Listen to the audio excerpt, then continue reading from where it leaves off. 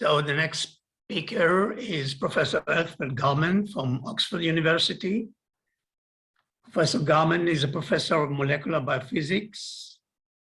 Following her physics degree from Durham University, she obtained DPhil in experimental nuclear physics from Oxford University.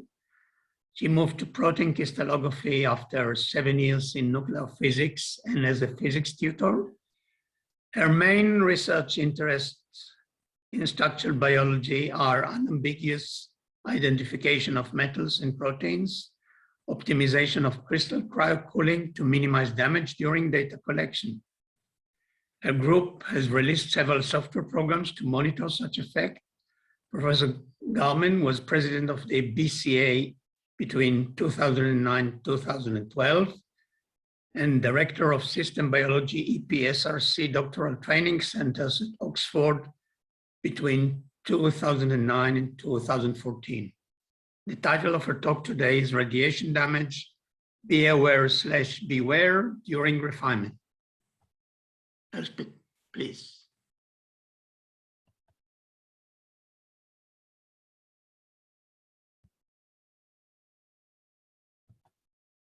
Right, I thank you very much indeed for the introduction and also to the organisers for including me in this CCP4 study week rather than weekend. I first talked at CCP4 study weekend in 1993, so this is wonderful for me to be speaking again. I'm going to talk a bit about radiation damage, but I was given quite a demanding brief like Eleanor. What is radiation damage, why one needs to bear it in mind during refinement, how to identify and treat radiation damage in model building, map interpretation, refinement and validation. In 20 minutes, that's quite an ask, or 18 minutes. I'm going to mainly introduce a new validation tool developed in my group by Catherine Shelley, who's now a graduate student in Bristol.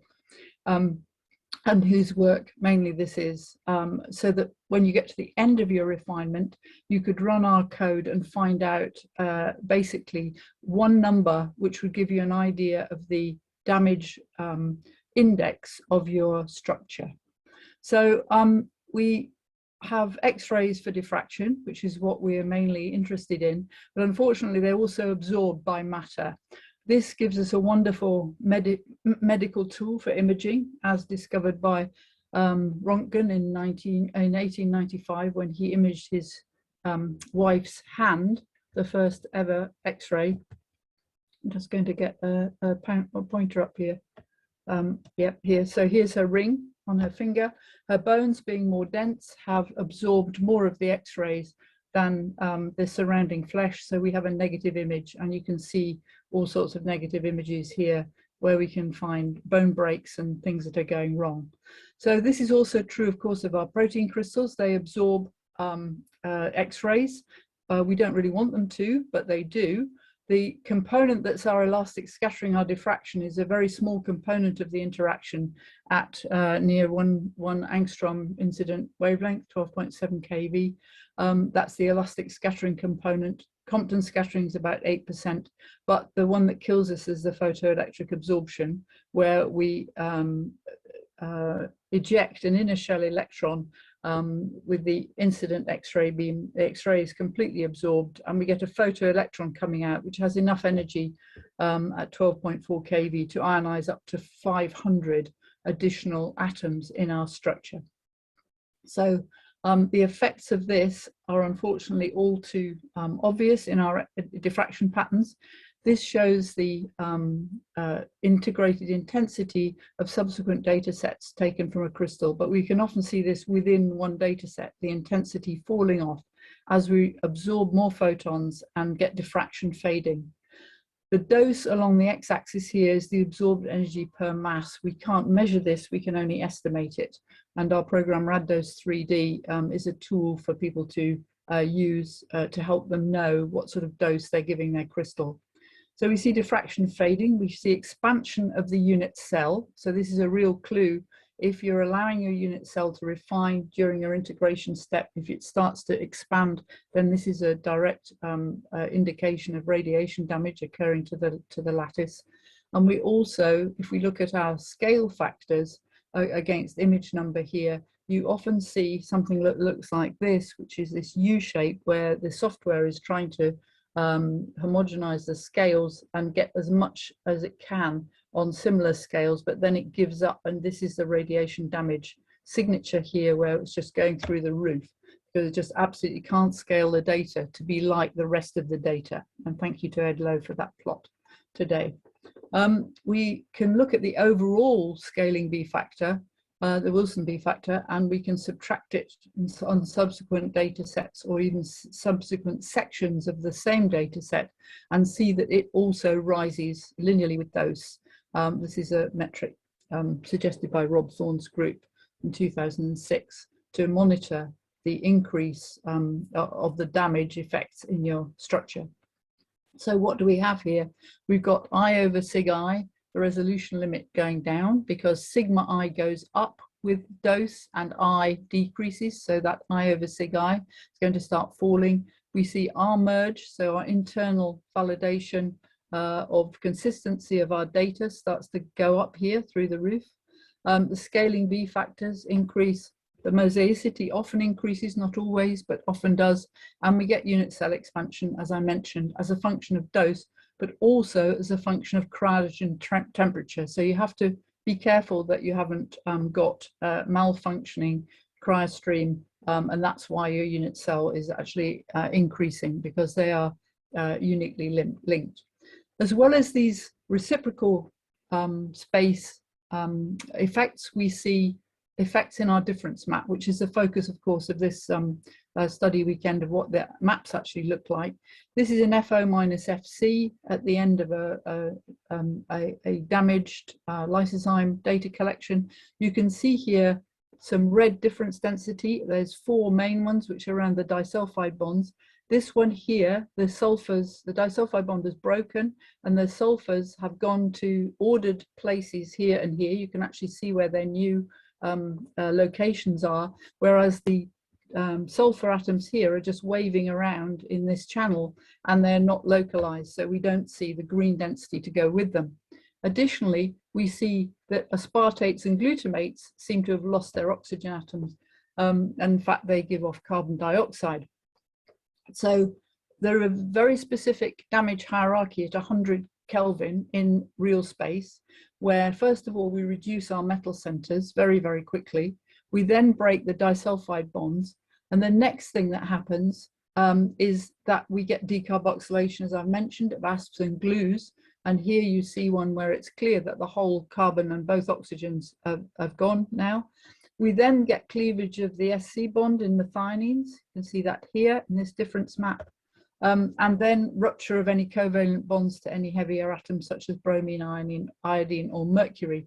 If this was primary damage alone, then you would expect the absorption cross sections of the atoms to determine the order of damage, but in fact that's not what happens. So we know that there are secondary electrons quantum mechanically tunneling around our structure at 100 Kelvin, causing this very specific damage. I wanted to say that this isn't just hallucination that carbon dioxide can come off. This is one of our high resolution Neuraminidase from Noddy Turn maps. And you can see here there's a aspartate, and there's a carbon dioxide coming off it here that you can actually model with half occupancy, half here and half here in the Neuraminidase. So you can actually detect sometimes at 100 Kelvin the CO2 coming off as a gas molecule. The specific damage happens way before the fading of the diffraction spots, which is annoying because you might think that your diffraction pattern looks fine, but then when you look at your maps, you'll see that you have actually got disulfide bond cleavage and decarboxylation. And these doses are in mega gray, which protein crystals are really very, very sturdy at 100 Kelvin to radiation, and it's incredible that we can give them mega gray. That's joules per kilogram, mega joules per kilogram.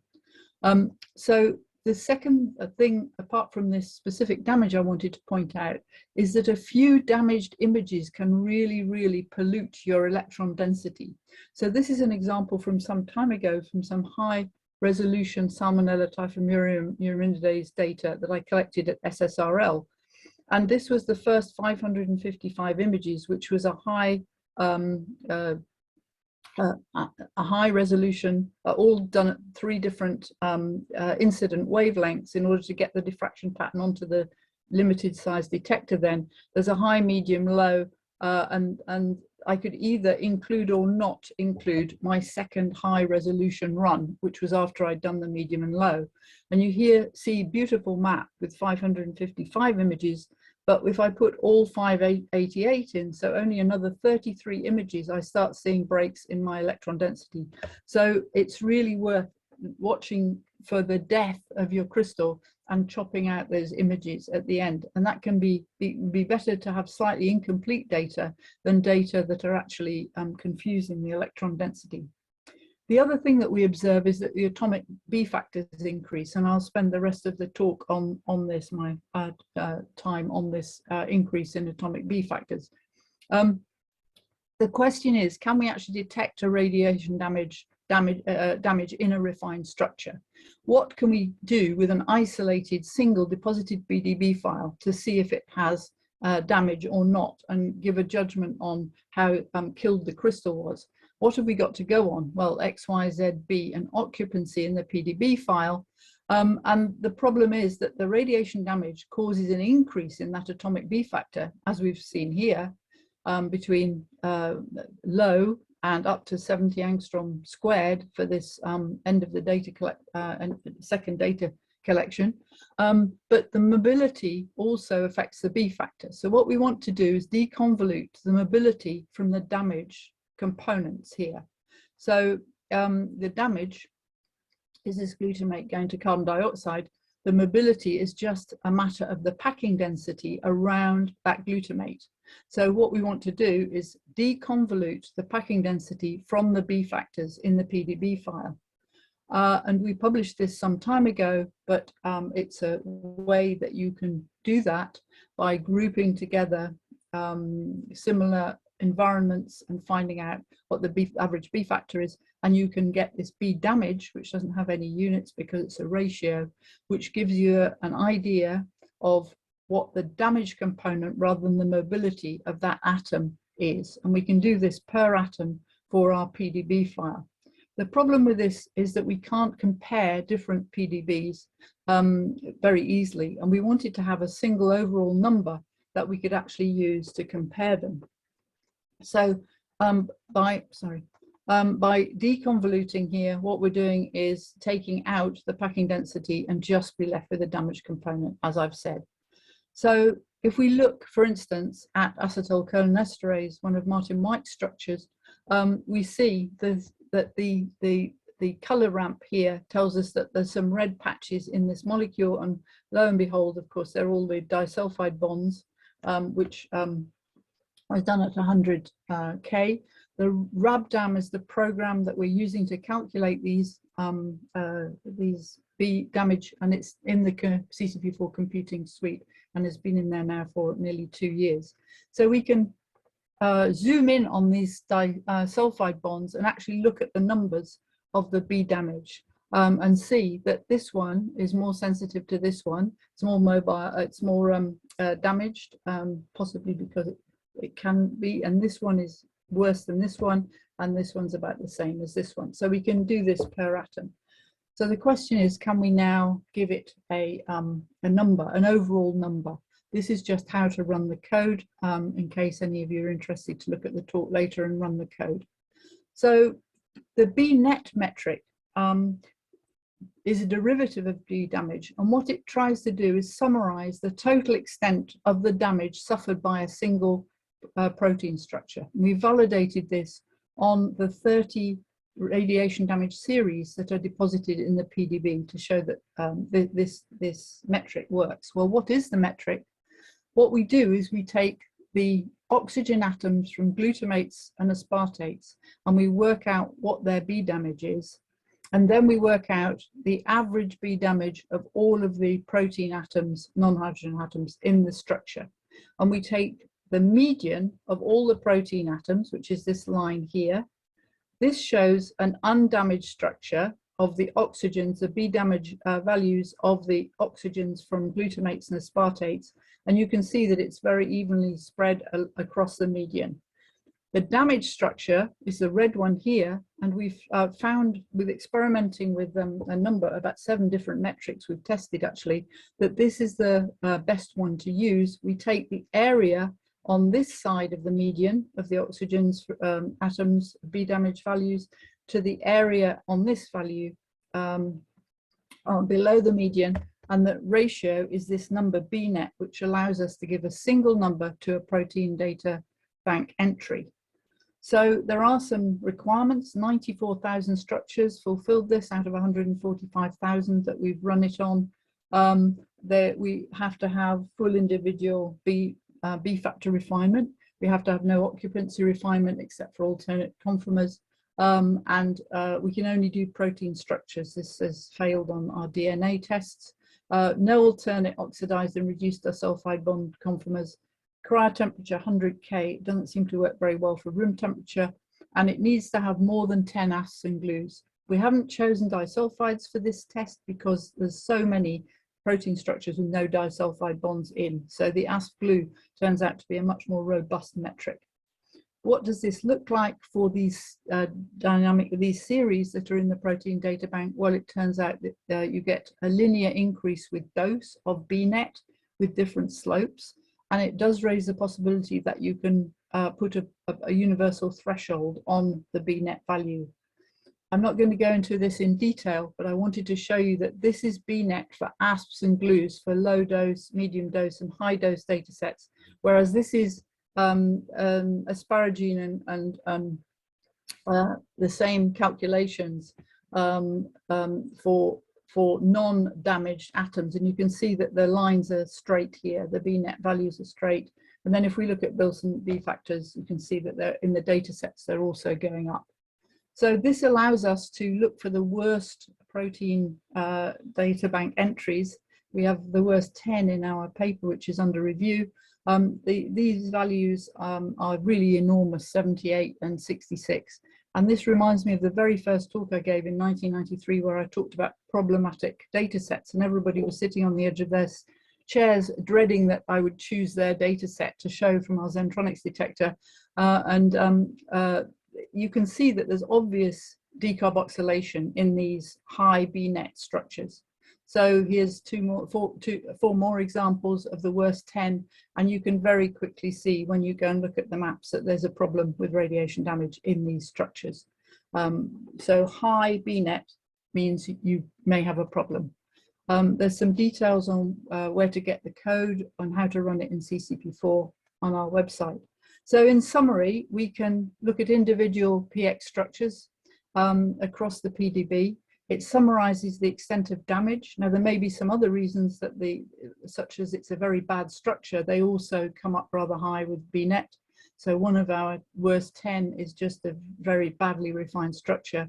They can be calculated with the CCP4 program, RabDam, and it has the capacity for you to do huge PDB large-scale statistical analysis of the specific radiation damage in the PDB. Radiation damage is currently largely overlooked when you do a validation of a PDB, and what we really hope, our ambition is that those little slider bars on every PDB will have a B net value as well as the other values that we have. So I'd like to thank the people who've worked on B damage, Marcus Gerstle, Jonathan Brooks Bartlett, Thomas Dixon, and Charlie Burry, but mainly Catherine Shelley, whose master's project this was, and I will take questions.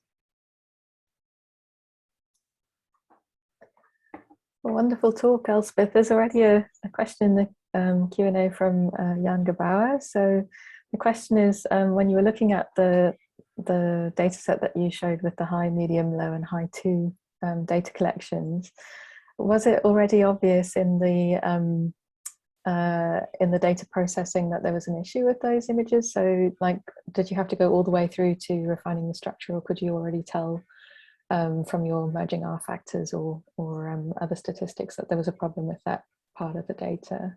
That's a very good question. So these plots are for the 30, you can see them all listed at the bottom there. I think actually there's only 23 of them shown on these plots because it was getting very, very fussy. They're radiation damage series. And what that means is that experimenters have done perhaps 10 data sets from the same crystal, and they've deposited a refined structure for every single one of them in the PDB. And these are a fantastic resource for actually doing this sort of study to validate metrics that could be used on then a single PDB. But as I say, there's only there's a limited number in the PDB, and they're a pain to deposit, but they're just very, very useful. So in fact, everybody who deposited these knew there was a problem with them, because they deposited them because they were looking at radiation damage effects. What we're now we've validated that this really this works, choosing the aspen glue oxygens. You can see the difference in the slopes across here for the different residues. These are radiation sensitive, these are not. We're hoping that people will actually run B damage at the end of their refinement, and it will flag up the worst places or the possibly most damaged places on their structure. It's a bit late by then to go back and say, oh dear, the R merge wasn't very good at the end, was it? But if it's very bad, they might be able to get away with, say, taking out the last 30 images, especially if they're refining against a data set of 360 degrees and they've got a high symmetry space group. They could actually chop out that data that's polluting the rest. So there's a question from Monica Bielczyk. What about serial data that has high B values as a starting point? Yes, I mean, it may be the high B values are because it was it's a mobile, quite a mobile structure, and you could find that out by running RABDAM and seeing what you're left with in terms of radiation damage indicators. But if it's high at the beginning, then the difference between it and a subsequent one might not be so large, so it might not come up with a big index. On the other hand, if it's high at the beginning, then the median will also be higher, if you see what I mean. So you can only get one B net value from one PDB. Unless you've got a radiation damage series where somebody's taken subsequent consecutive data sets from the same crystal, you can't really compare your overall B factors unless they get worse during one data collection. The fashion now is to take 360 degrees of data on anything that looks like it diffracts because it's so fast. And that's great because it means if it turns out to be P1, you've got as much complete data as you can. On the other hand, the last 180 degrees, which you might not need, might be very damaged, and that might be obvious from the scaling B factors. So an important thing to do is to go back if you think that your structure has lots of damage in it when you get to the end of the refinement, to go back and look at those last 20 or 30 images and see if you could throw them out, and if you would still have a complete data set if you did that. Great. So there's actually quite a few questions in the Q&A. I'll only ask one more because I think otherwise we'll run out of time for the next speaker, but I think it should be possible for you to have a look at those, Elspeth, and maybe answer some of those. So Mike Hoff says, do you have a view on why room temperature dose series don't give quite such a clear B-net result? Yes, well, I've got a view, whether it's right or not. Thanks for that, Mike. Yes, I think because you'll see from the literature that actually the specific damage at room temperature is much harder to track than it is at cryotemperatures. So at cryotemperatures, as I mentioned, the specific damage happens way before you lose the diffraction order, whereas at room temperature, it happens actually around the same time. And this has been shown in a number of studies and papers that you get the specific damage at the same time as you start losing the diffraction, and it's too late by then. So specific damage to disulphides was recorded in a paper by John Helliwell actually in 1988 at room temperature, results from Greg Petsko and Dagmar Ringer that they unfortunately never published. But he has a plot of it there. And of course, Blake and Phillips in 1962 in myoglobin, when they didn't even know the sequence. They knew that there was specific structural damage at room temperature. They thought it was leucines, maybe isoleucines, but when the sequence was known, it was obviously the disulfide bonds again that were going. Right.